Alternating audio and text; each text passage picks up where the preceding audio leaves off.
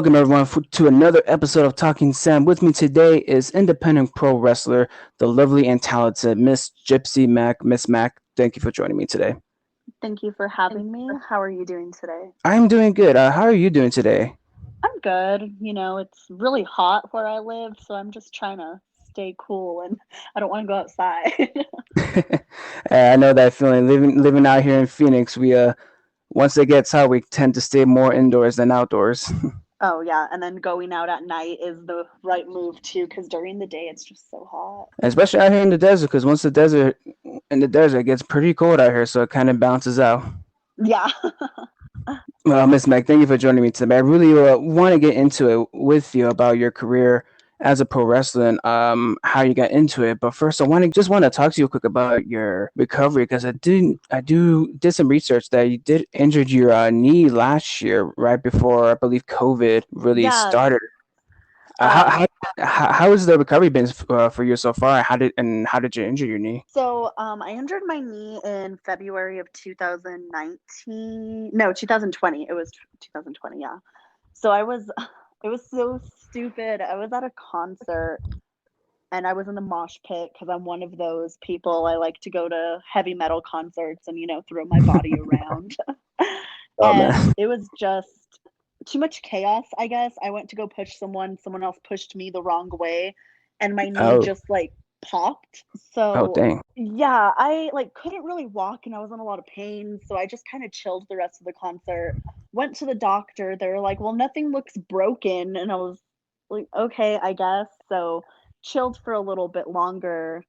2 weeks later, I'm really stubborn. So 2 weeks later, I went to wrestling training and I did a drill. And on an arm drag, out of all things, I twisted the wrong way and it popped again. And I tore my ACL and my meniscus. Oh my God.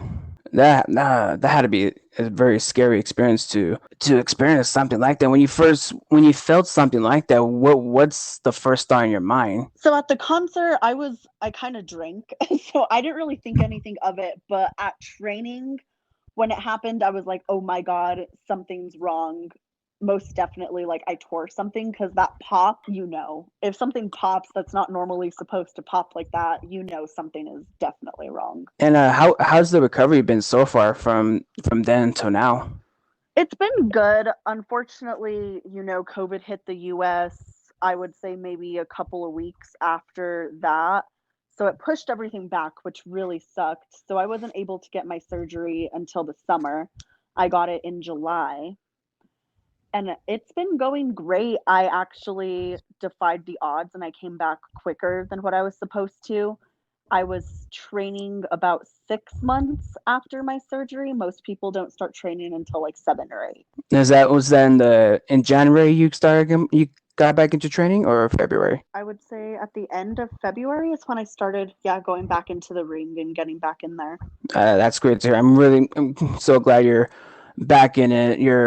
Are you now 100% still, or is it still kind of you had to take your wrestling approach to a different aspect? You kind of had to tweak your game a little bit. You, when you come back from an injury, especially something like this, you definitely have to tweak how you wrestle.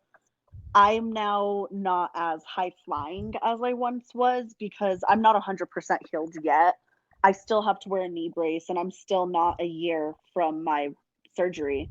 So, I'm still in there kind of early, but it's stable enough and good enough that I can do a lot of things. I just have to kind of chill on the high flying aspect. Okay. As long as you're able to do what you can and still perform for everyone, that sounds like an A plus.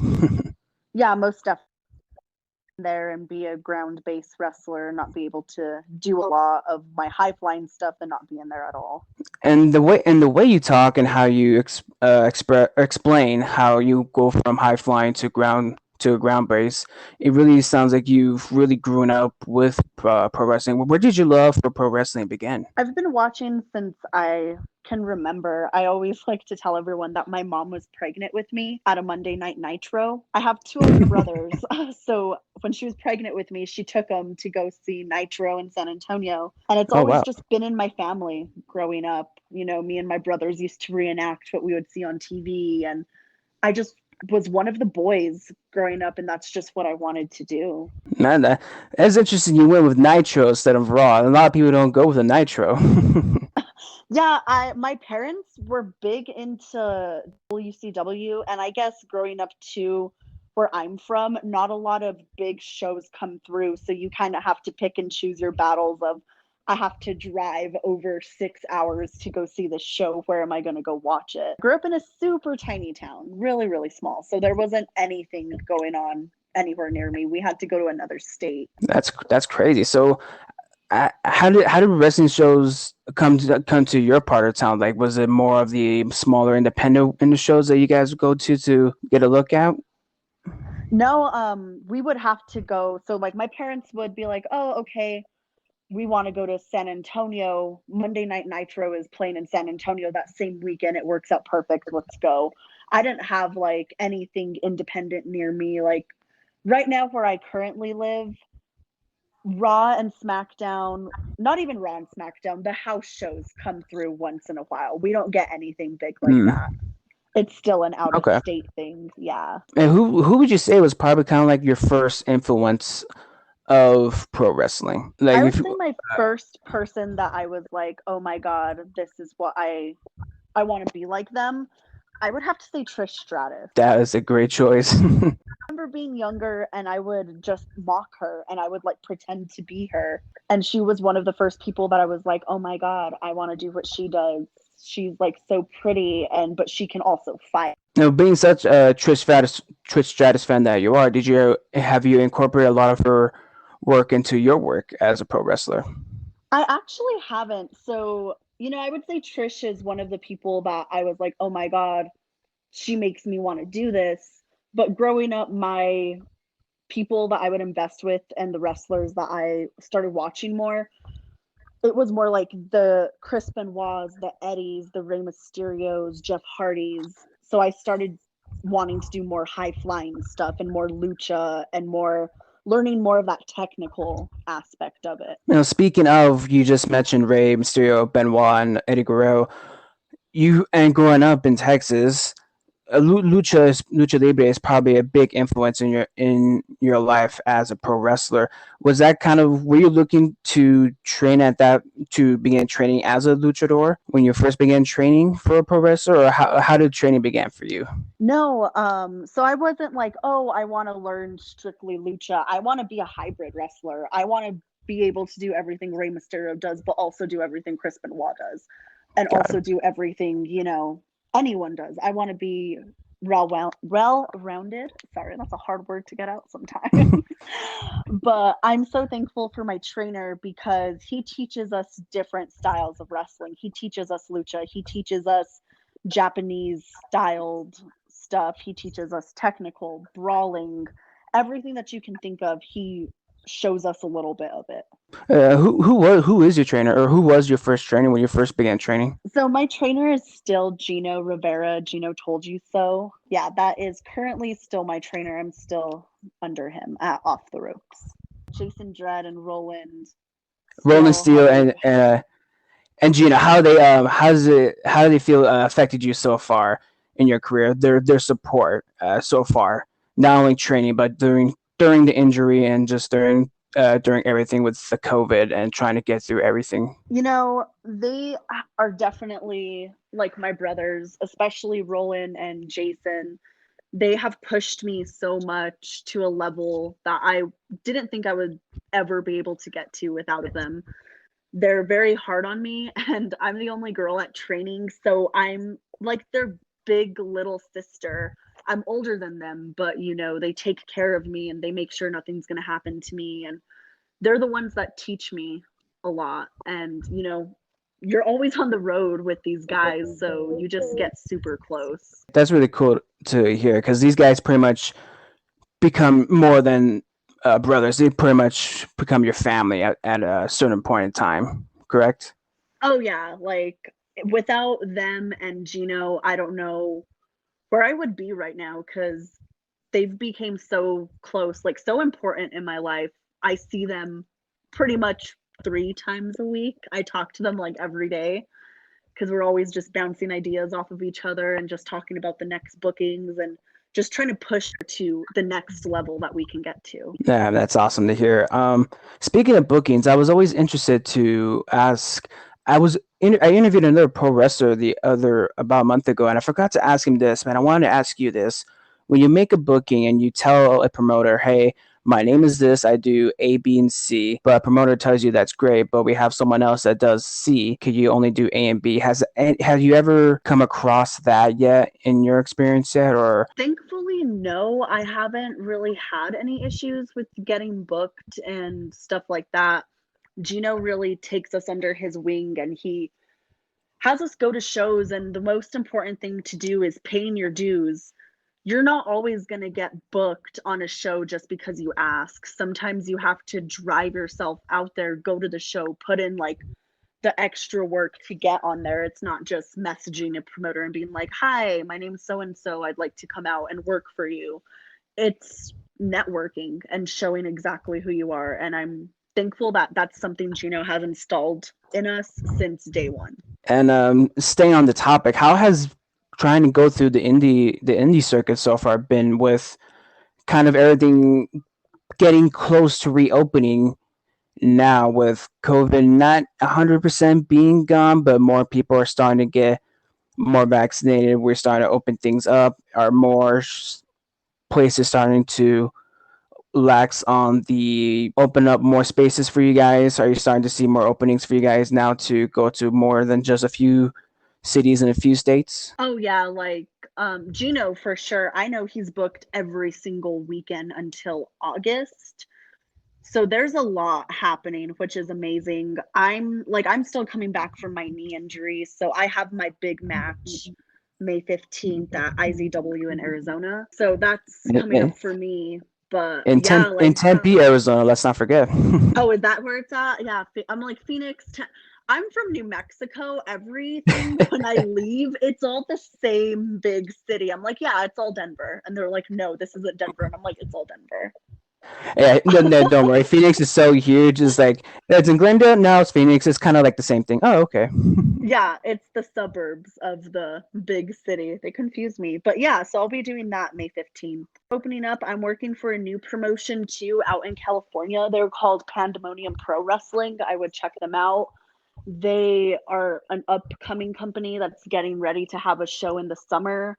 I know out in San Antonio, pretty much everything is open. All of the promotions are running again. Speaking of your time in California, how was that going to California for the? You were there for about a week, correct? I was only there for the weekend, but it was so much Okay. fun. I'm a huge sightseer and I like to go and see as much as I can.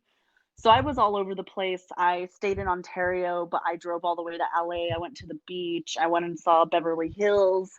I just like to see everything. And the promotion that I'm working for out there is amazing. We're doing a YouTube series and it's also on Twitch. So I've been filming that with them. Wow, it's great. So we gotta keep our eyes out open for that.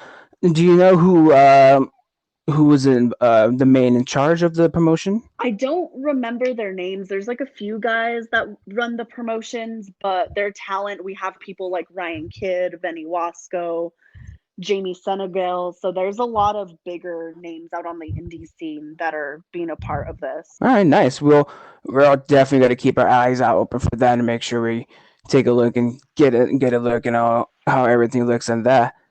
And I wanted to ask you guys, or ask you this, Gypsy, as a performer before you got hurt, what has been kind of your favorite match you've been in as a performer, and also as a fan yourself? So my favorite match that I was ever in, I wasn't wrestling, I was valeting, but it was Gino. I was valeting for him. It was out in San Antonio. It was him versus Killer Cross at the time. That's what he was going under. And Darren Young when he used to be on WWE. Now I think he goes by his actual name.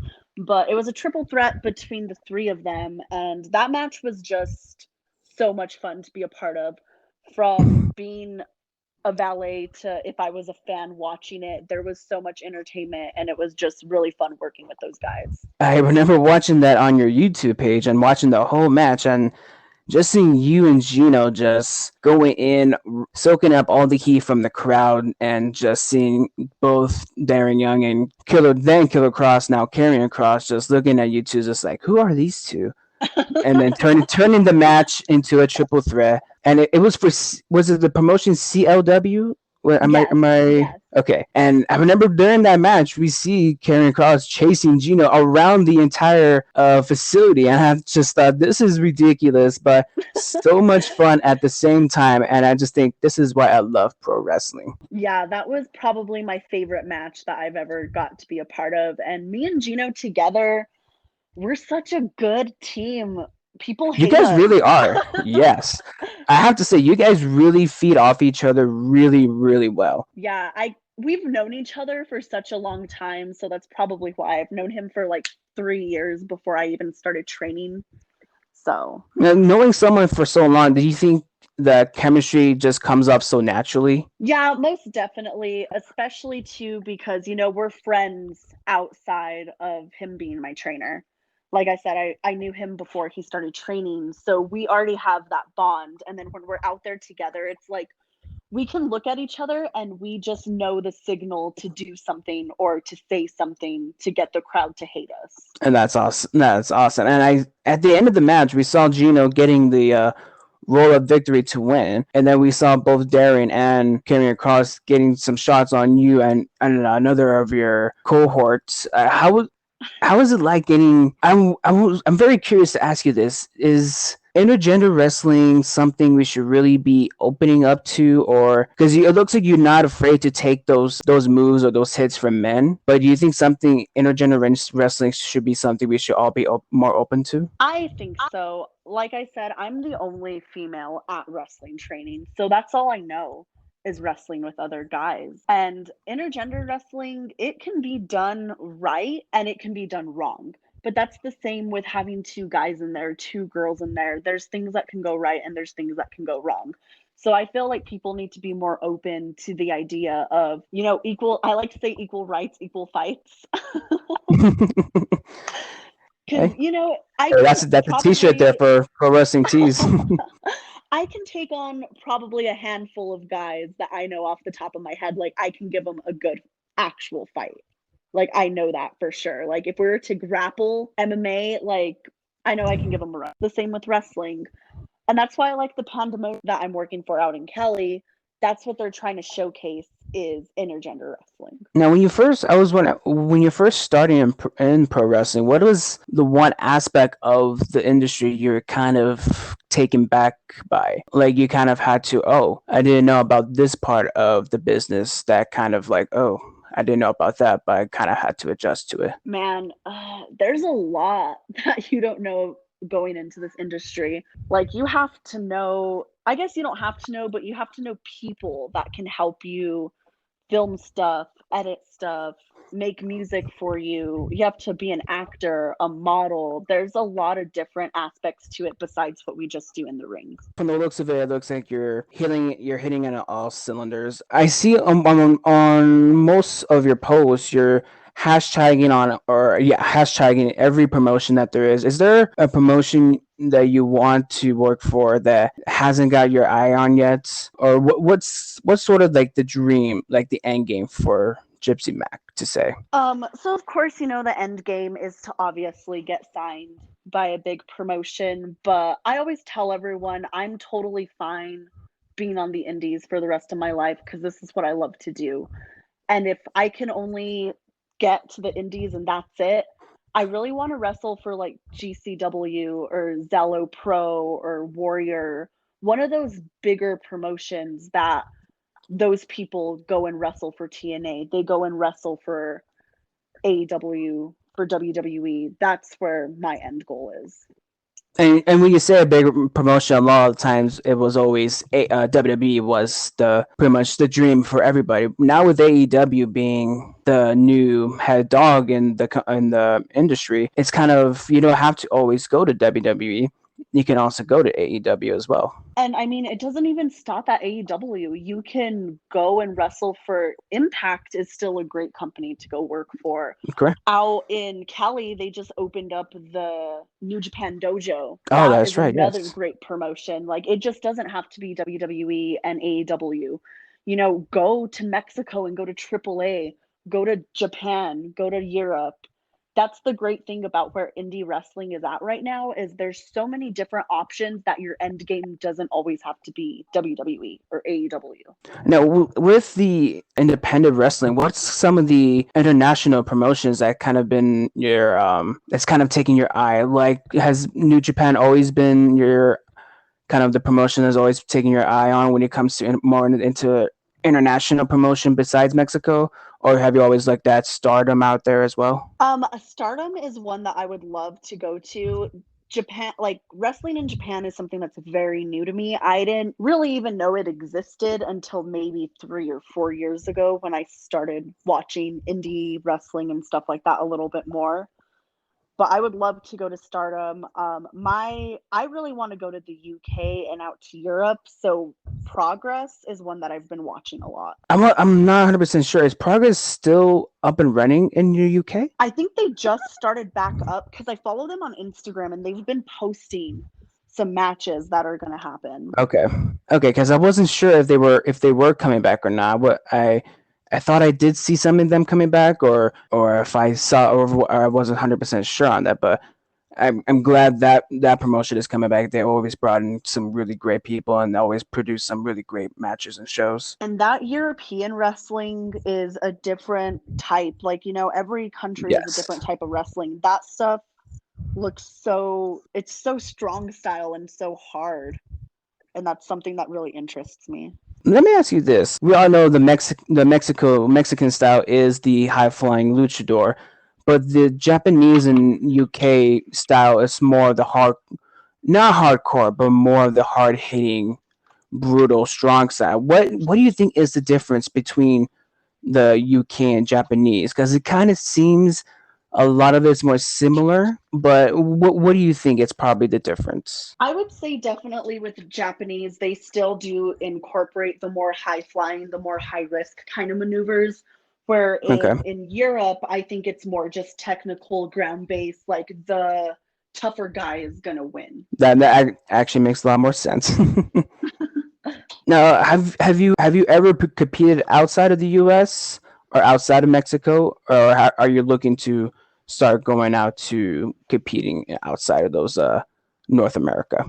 No, I've never had the opportunity to even leave the Southwest region. So my goal by the end of 2021 is to make my way to the East Coast, maybe the Midwest, get, you know, some exposure around the country. And then by 2022, I plan to go out to Mexico, hopefully Japan. Roland Still actually just moved to Europe. So Oh hopefully wow, by next year, I can go out there and go wrestle with him. let's hope we see you out there in the UK. I just want to circle back. What was as a fan? What is the one match you saw growing up that pretty much sucked you in as okay? I want to be in this. The one that I can think of the most, and it sucked me in because of storyline and how raw and emotional it was Matt Hardy versus Edge when Lita cheated on Matt. Because that was, Mm. you know, real life drama, real life emotion. And that I was tuning in all the time to finally watch their, you know, their blow off match. And that match just got me, and I was like, wow. I was like, this is intense. This is what I want to do. I love Matt. I love Edge. Like, I'm torn between the two. That was just something that really got me. And looking back at it now, as we know so much more, I guess as we should. uh, how how do you feel about that storyline now?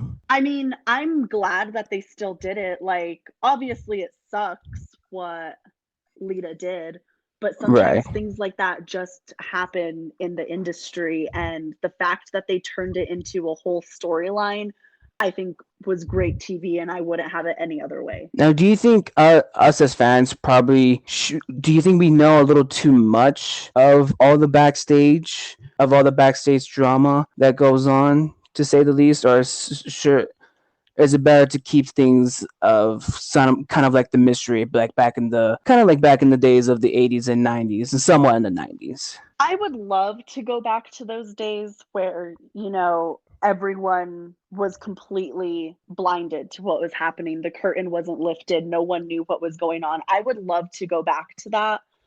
But the fact that wrestling is at where it's at now, it gives people like me and other people on the indies more of an opportunity to be able to make it.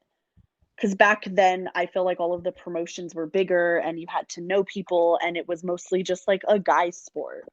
And now I feel like it's more opened up because of that. I never thought of it that way. So thank you for opening up my eyes to that side of us.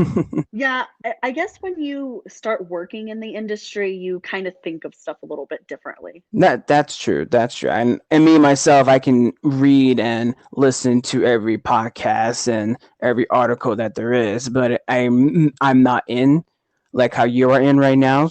So I'm just literally still the outsider. You're still in. You're the insider. You know kind of almost all the ins and outs of everything that is in pro wrestling. And I just want to say thank you so much for joining me today on this time, Miss Mac. Is there anything you want to say right now? That is there any other shows you want to let everyone know that you're going to be performing after May 15th here in Arizona? So Arizona, I don't have anything booked after May 15th, but hopefully after that I'll start taking some more. I am working out in San Antonio in June on the 11th and the 12th. I'm going to be working for Mission Pro Wrestling, which I'm very excited to make my debut out there. And I'm also going to be working for Atlas Wrestling Promotion out in Uvalde, Texas, which is close to the San Antonio area. But if you're interested where I'm going to be at next, you can follow me on Instagram at the.gypsy.mac. You can also find me on Facebook. I'm just Gypsy Mac there, and also on Twitter. You heard the high priestess herself. Everybody, make sure you'll follow her everywhere on Facebook, Instagram, and Twitter. And do you also have any other stores anyone can buy your merchandise from, Miss Mac? Yeah, so I'm on prowrestlingtees.com/Gypsy I do also sell signed 8x10s and stickers. Those I just sell through my Instagram and through my Facebook, so you can just contact me on there. Nice, awesome. Again, thank you so much for joining me today, Miss Mac. I very much appreciate it. Thank you so much for your time. And everyone, you can always follow me at Sam Macias on at Twitter at Sam Macias55, on Instagram at Sam Macias5, Facebook at Sam Macias. And make sure to listen to Talking Sam on Anchor, Google Podcasts, Spotify, Radio Public, and Breaker. Thank you so much for joining us today. Make sure you guys have a great day. Peace and love. See you next time. Bye.